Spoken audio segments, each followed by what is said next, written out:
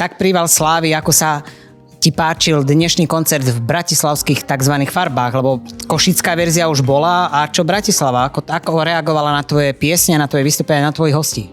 Ja si myslím, že pre tých, ktorí tam neboli, tak musím povedať, že bolo veľmi dobre, ale pre tých, čo tam boli, všetci sami pocítili a uvideli, že to bola atmosféra fantastická. Takže ďakujem, ako bolo v Košiciach, v Bratislave ešte to bolo znásobené, takže ďakujem pekne. Však sa hovorí, že v Bratislave je veľa východniarov, čiže bol si vlastne medzi svojimi doma, ale aj keď to nebolo tak povediac doma. Áno, tak samozrejme, že okrem toho, že ja som východniar, lebo som Tatranec, pozor na to. Srandujem samozrejme, že nie, bolo to fajn, výborné a ono to je jedno, že kde, a tie niekedy tie tzv. Žabomyšie vojny, lebo niekto, že tam je Košičania, tam je Bratislavčania, nie. Ja som sa v Bratislave vždy cítil výborne a už som to raz povedal. To znamená, že raz, ale 1000-krát za to, že som trošku známy na Slovensku, lebo čo môže Bratislava, lebo slovenská televízia a vtedy ešte československá televízia ma trošku urobila známym, takže ak by nebola Bratislava, nebol by som ani Peter Stašák.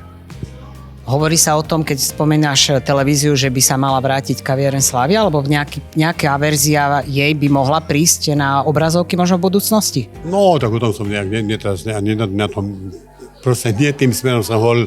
Kaviareň Slávia bola z Košíc, ktorá veľmi pomohla mnou počnúc, ale aj niektorým spevákom, ktorí už trošku boli zabudnutí. Ako trošku to prirovnám k repete, že niektorí speváci, ktorí trošku už neboli celkom že navyslní a trošku zabudnutí, tak pomohla repete.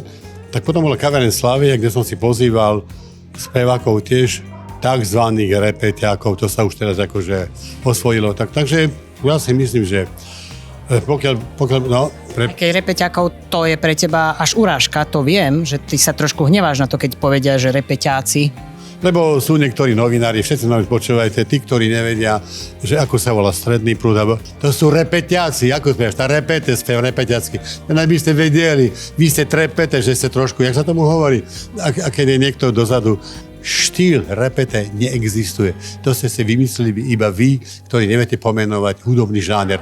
Zavolajte mi, opýtajte sa, aký to je a ja vám to pomenujem. A ešte posledná otázka.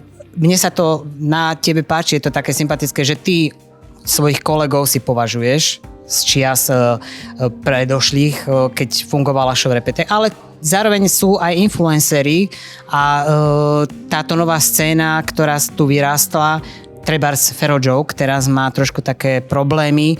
Ako to napríklad aj ty vnímaš?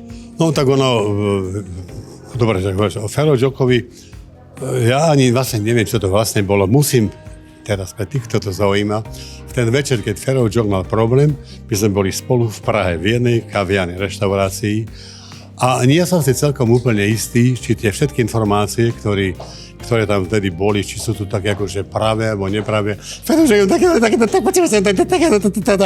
a niektorí ľudia si to zoberú tak, že neviem, či to bol nejaký prúsel. Ja by som toho Fera neodsudzoval za to, že obchytával svojich frajerov. Ale všetko v rámci normy nejaké. Jasné, že, ale to bolo v rámci normy. Oni prišli za ním, lebo on neprišiel za nimi. Oni prišli za ním, to bolo v Prahe, v jednej vychytenej tejto kaviarni, a oni prišli za ním. A potom, keď sa on už trošku uvoľnil, on si možno myslel, že ho chcú. To je presne jak to. Ja keď nejaké žene kurizujem a ona teraz prejaví akože teraz kurizujete mne, akože ja to cítim na tom pleci. To je dobré, ja to robím bežne. Ak by som náhodou nejaké žene kurizoval a ona sa trošku akože prejaví, že OK, no tak by som išiel ďalej. No a možno, že to sa stalo Ferovi Jokeovi, ale z toho taká. Ale ja keď som prekročil hranice u nejakej baby, že som ju chcel poboskať alebo čo, tak ma nič, ani ma nezažalovala, ani nič, takže.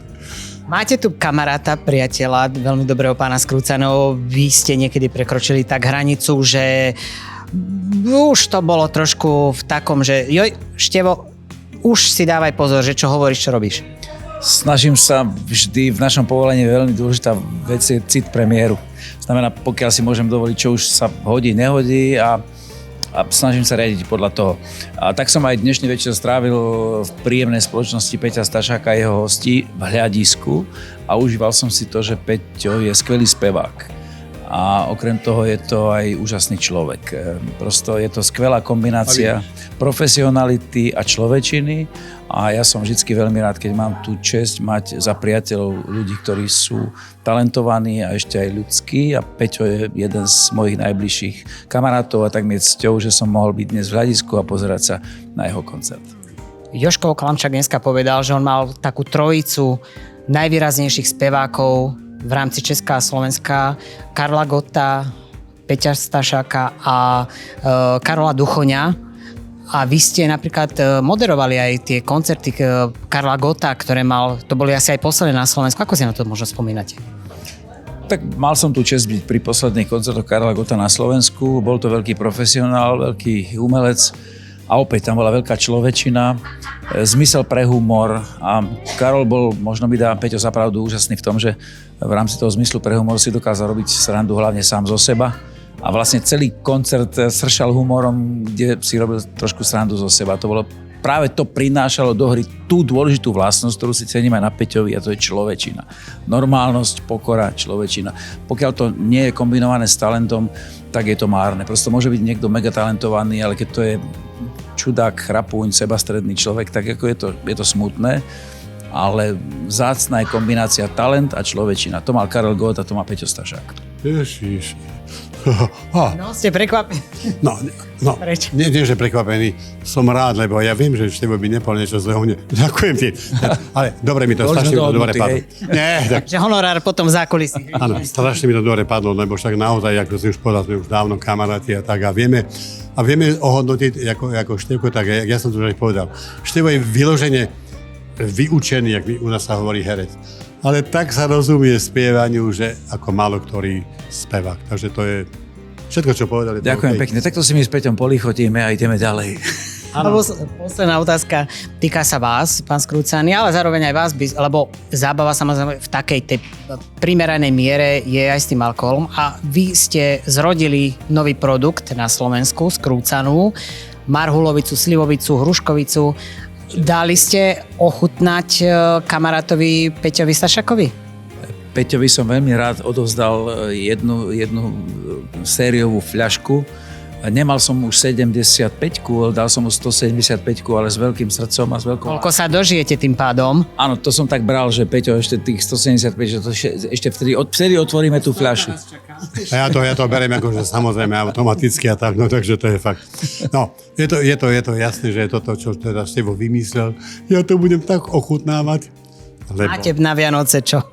Mám a chvála Bohu, teším sa. Každopádne je to z domácich produktov našich slovenských a my sme v tomto zmysle, čo sa alkoholu týka, vlastenci. A nie len. Áno. Áno. Právo roduverní Slováci. A nie len v rámci alkoholu, samozrejme.